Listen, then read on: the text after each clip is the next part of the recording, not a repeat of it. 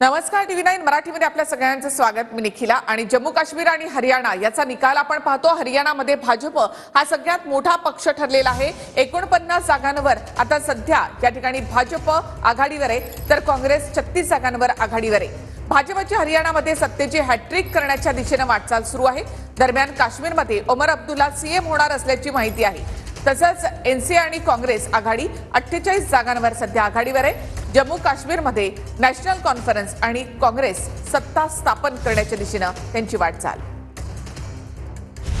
हरियाणात भाजपची हॅट्रिक तर जम्मू काश्मीरमध्ये धक्का। हरियाणामध्ये भाजपची हॅट्रिक, सरकार स्थापन करणार। हरियाणामध्ये मुख्यमंत्री बदलाचा फॉर्म्युला हिट ठरला।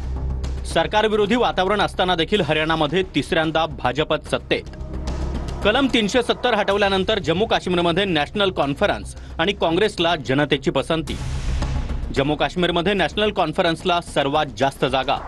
याआधी विधानसभेत भाजपसोबत जाणाऱ्या पीडीपीला जनतेनं नाकारलं।